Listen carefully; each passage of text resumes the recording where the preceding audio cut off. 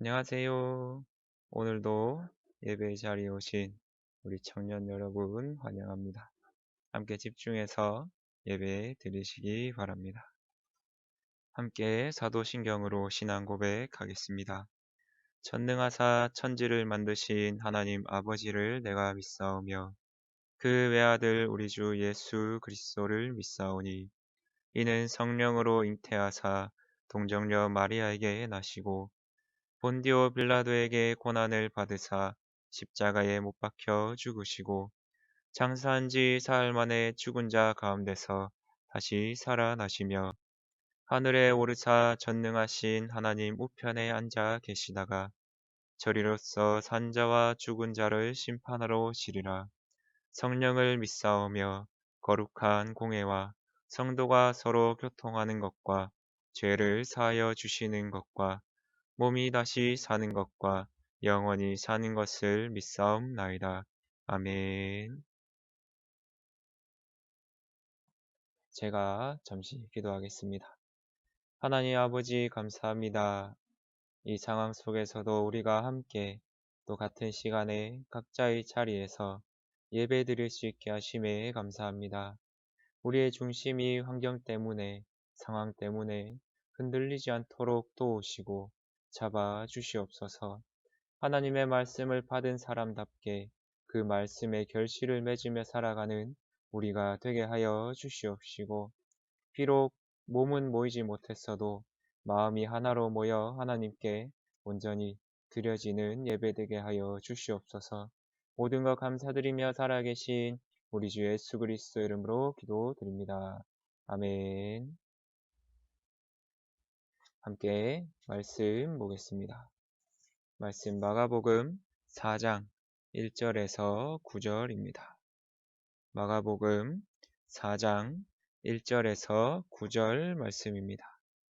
제가 가진 성경으론 신약 58쪽에 있습니다. 마가복음 4장 1절에서 9절 말씀 다 같이 읽겠습니다. 시작. 예수께서 다시 바닷가에서 가르치시니 큰 무리가 모여들거늘 예수께서 바다에 떠 있는 배에 올라 앉으시고 온 무리는 바닷가 육지에 있더라. 이에 예수께서 여러 가지를 비유로 가르치시니 그 가르치시는 중에 그들에게 이르시되 들으라. 씨를 뿌리는 자가 뿌리러 나가서 뿌릴새 더러는 길가에 떨어짐에 새들이 와서 먹어버렸고 더러는 흙이 얕은 돌밭에 떨어짐에 흙이 깊지 아니하므로 곧 싹이 나오나 해가 돋은 후에 타서 뿌리가 없으므로 말랐고 더러는 가시떨기에 떨어짐에 가시가 자라 기운을 막음으로 결실하지 못하였고 더러는 좋은 땅에 떨어짐에 자라 무성하여 결실하였으니 30배나 60배나 100배가 되었느니라 하시고 또 이르시되 들을 귀 있는 자는 들으라 하시니라. 아멘. 오늘부터 가스펠 프로젝트가 시작됩니다. 제목 같이 읽을게요. 시작. 씨 뿌리는 자 비유. 우리 먼저 영상을 한번 보고 말씀 계속 나누도록 하겠습니다. 오늘 말씀에서 예수님께서 여러 가지 비유로 가르치시던 중에 오늘 본문 말씀의 비유를 이야기해 주셨다고 기록하고 있습니다. 참 많은 교훈이 있었지만 이 말씀을 기록해 주신 이유가 또 있겠죠. 말씀을 통해 그 의미를 더욱 파악해가며 또 은혜 받는 시간 되시기 바랍니다. 네 가지 밭에 대한 비유를 이야기해 주십니다.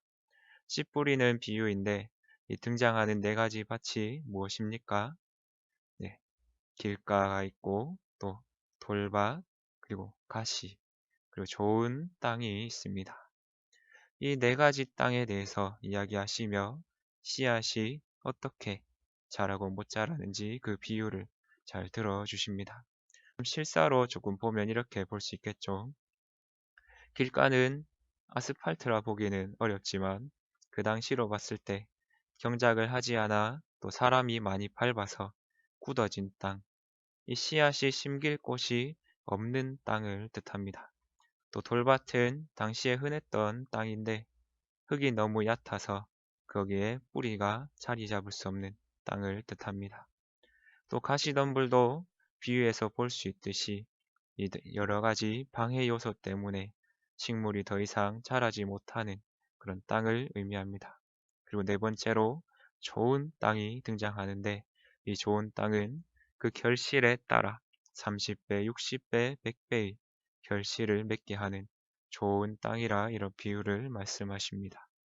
이걸 하나씩 살펴보도록 하겠습니다.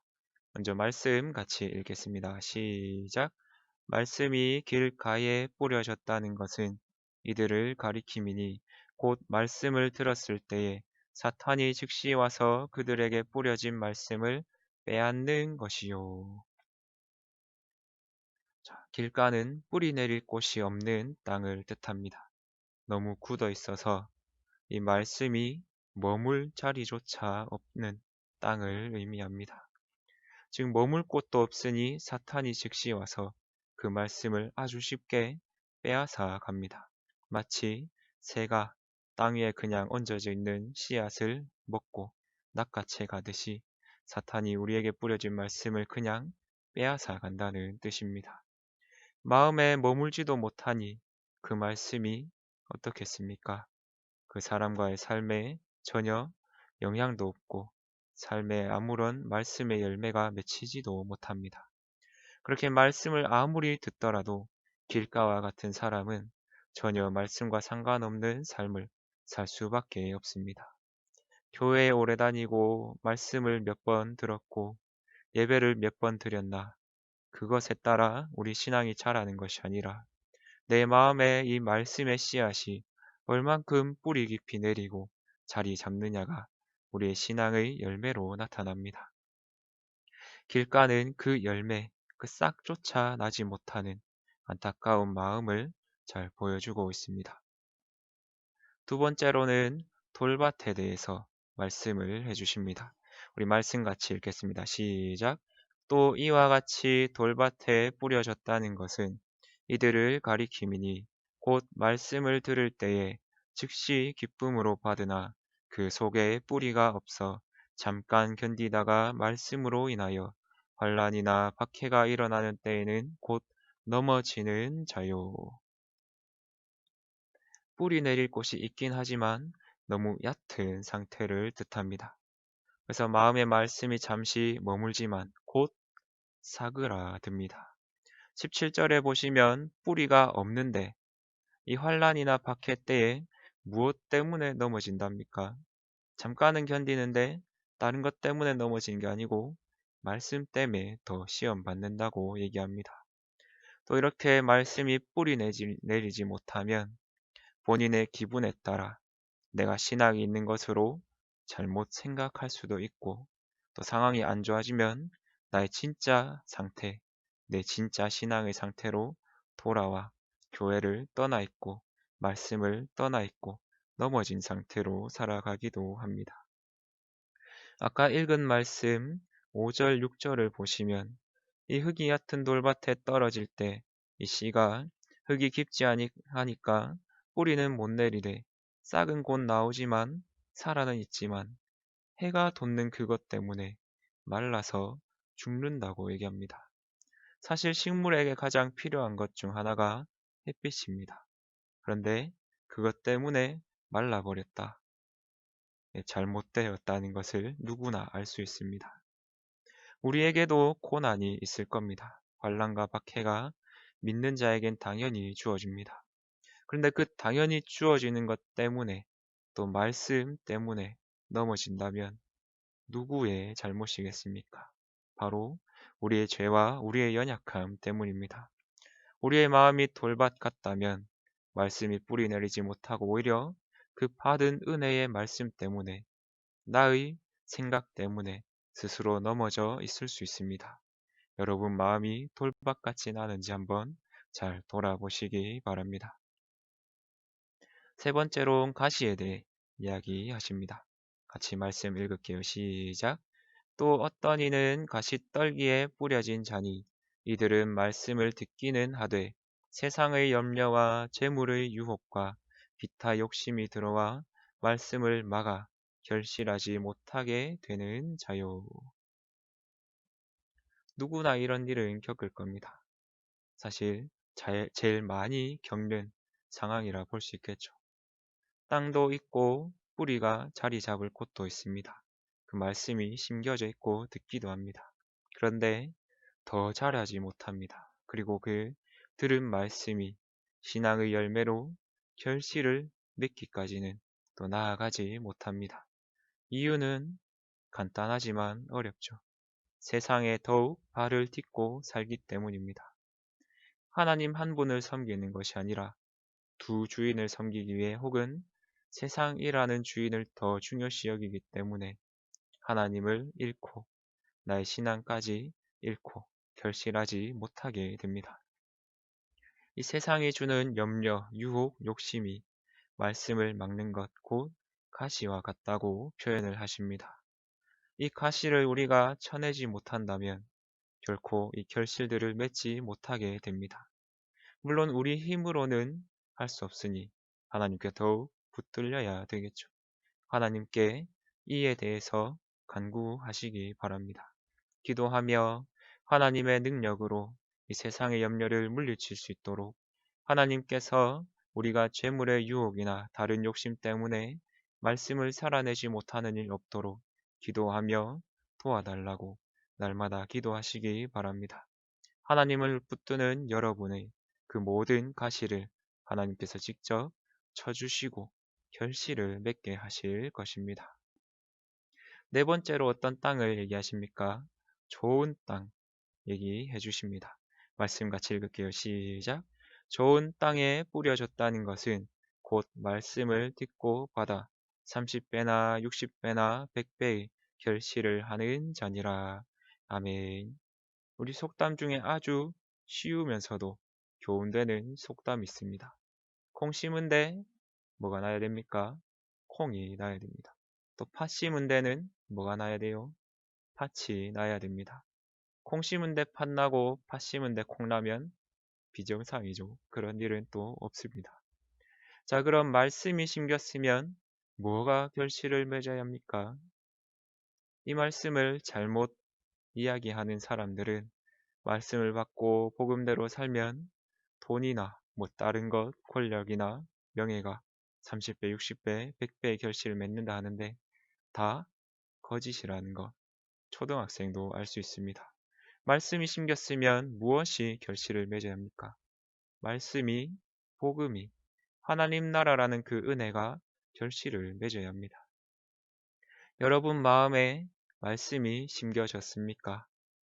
그것이 진짜 말씀이 심겼고 여러분 마음이 정말 잘 가꾸어져 좋은 땅이었다면 여러분은 이미 말씀이 결실을 맺는 은혜를 받았을 겁니다. 30배, 60배, 100배 세상 것이 아니라 하나님께서 바라시는 그 열매가 맺혔음을 여러분 삶을 통해 이미 경험했을 줄 믿습니다. 혹 아직 경험해보지 못한 분들이 있다면 나의 마음을 하나님께 온전히 맡기고 그분의 말씀을 잘 받아들여 이 결실, 하나님께서 원하시는 풍성한 결실을 꼭 맺는 은혜를 경험하시기 바랍니다. 우리 한 가지 또 생각해 볼 게 있습니다. 우리 본문 속 농부는 특이한 농부인가 한번 생각해 볼 수 있습니다. 왜 씨를 아무 땅에나 다 뿌리고 다닐까요? 이상한 농부입니까? 꼭 그렇게만 볼 수는 없습니다. 왜냐? 일부러 길가 혹은 굳은 땅, 이런 돌밭, 가시밭에도 씨를 뿌립니다. 그런 것들이 작용을 해서 그 후년이나 내후년에 다시 갈아서 밭으로 쓰기 위해 일부러 씨를 뿌리기도 합니다. 그러나 좋은 밭에 하듯 똑같이 씨를 뿌리는 농부는 잘 없습니다. 그리고 갈구지 않고 또 이렇게 씨를 정리정돈해서 뿌리지 않고 있는 대로 다 뿌리는 농부도 없습니다. 이것이 세상 농부와 예수님이라는 이 농부, 씨 뿌리는 자의 그 차이입니다. 예수님은 대상이 누구든지 가리지 않으시며 은혜의 복음, 생명의 씨앗을 뿌리시는 분이십니다. 세상은 밭을 가리고 사람을 가리며 대하고 사깁니다. 물론 우리도 가려야 할 건 가려야 합니다. 그러나 대상이 누구든지 그 대상에게 복음을 전해야 한다. 이 사실은 변하지 않습니다. 여러분이 만나는 모든 사람들이 여러분이 먼저 믿은 여러분이 복음을 뿌려야 할 대상이고 바칩니다. 그렇게 우리가 바른 복음을 뿌리기 위해서는 나부터 좋은 땅으로 하나님 안에서 결실을 맺고 있어야 하며 그 결실을 가지고 또 만나는 모든 사람들에게 예수님처럼 복음의 이 생명의 씨앗을 뿌릴 수 있어야 할 것입니다. 여러분은 무엇을 뿌리며 어떤 결실을 맺고 있습니까? 우리 한번 자신의 삶을 꼭 돌아보시기 바랍니다. 세상의 농부와 다르신 예수님께 하나님 나라라는 복음의 씨앗을 받았습니다. 길가, 돌밭, 가시, 좋은 땅, 이 네 가지 땅이 있습니다. 현재 여러분은 어떤 땅이십니까? 그리고 어떤 열매를 맺고 계십니까? 혹 좋은 땅으로서 지금 열매를 맺고 계시다면 감사하면서도 방심하지 마십시오. 여러분이 지금 좋은 땅일지라도 가꾸지 않으면 어떻게 될까요? 가시가 자라고 돌이 쌓이게 되고 길가처럼 굳은 상태로 돌아가 버릴 수가 있습니다. 늘 하나님의 말씀을 가까이 하시며 좋은 땅을 유지하기 위해 날마다 말씀으로 자신을 가꾸시기 바랍니다. 찬송과 기도로 하나님과의 교제를 끊임없이 하며 오직 하나님만을 바라보며 좋은 땅으로 있으시기 바랍니다. 그렇게 하나님을 바라보는 여러분에게 하나님의 손길이 임하여 30배, 60배, 100배의 결실을 오늘도 앞으로도 맺게 하실 줄 믿습니다. 날마다 예수님께 붙들려 복음을 위해 생명을 위해 살아가는 우리가 되기를 간절히 바랍니다. 제가 잠시 기도하겠습니다. 하나님 아버지 감사합니다. 하나님 나라라는 이 씨앗, 복음의 씨앗, 생명의 씨앗을 우리에게 주셨고 하나님 은혜로 우리가 결실을 맺게 되었습니다. 하나님 그 결실들이 헛되지 않도록 우리 또한 예수님을 닮아 날마다 복음을 전하는 자로 살아가게 하여 주시옵소서. 그리고 전하기 전에 나의 상태를 더욱 돌아보는 우리가 되게 하여 주시옵시고 날마다 말씀으로 나를 가꾸며 하나님께서 나의 모든 삶을 이끌어 주시고 경작해 주시기를 날마다 기도하게 하여 주시옵소서. 그리하여 하나님 은혜 가운데 정말 맺어야 할 열매가 맺히는 은혜, 30배, 60배, 100배 복음의 결실이 맺히는 우리 청년들 삶이 되게 하여 주시옵소서. 모든 것 감사드리며 살아계신 우리 주 예수 그리스도 이름으로 기도드립니다. 아멘. 네, 헌금은 각자 모아두셨다가 회집 예배 시작될 때 드리시면 됩니다. 릴레이 특성도 잘 준비해 주시기 바랍니다. 네, 주기도문 하심으로 예배 마치겠습니다. 하늘에 계신 우리 아버지여, 이름이 거룩히 여김을 받으시오며 나라가 임하시오며 뜻이 하늘에서 이루어진 것 같이 땅에서도 이루어지이다. 오늘 우리에게 일용할 양식을 주시옵고 우리가 우리에게 죄 지은 자를 사하여 준 것 같이 우리 죄를 사하여 주시옵고 우리를 시험에 들게 하지 마시옵고 다만 악에서 구하시옵소서. 나라와 권세와 영광이 아버지께 영원히 있사옵나이다.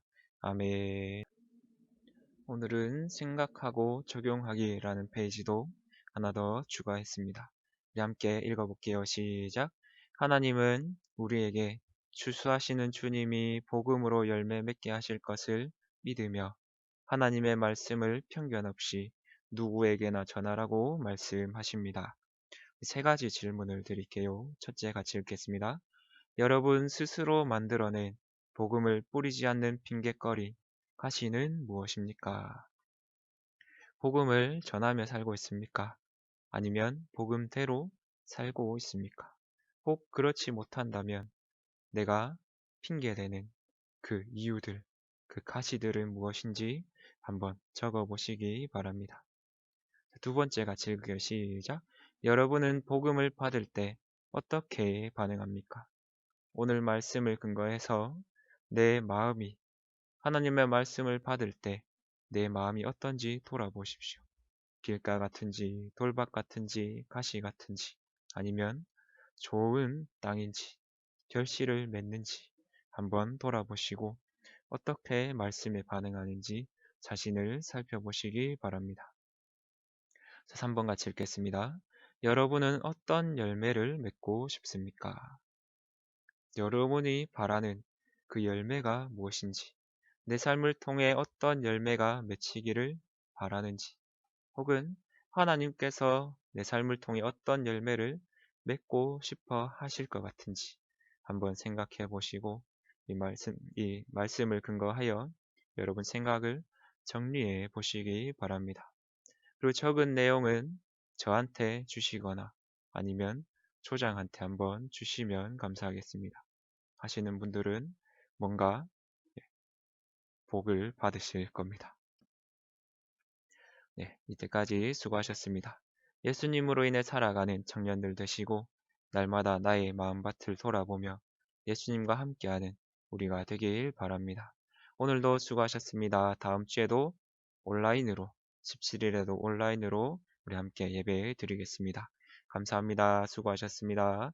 또 보겠습니다.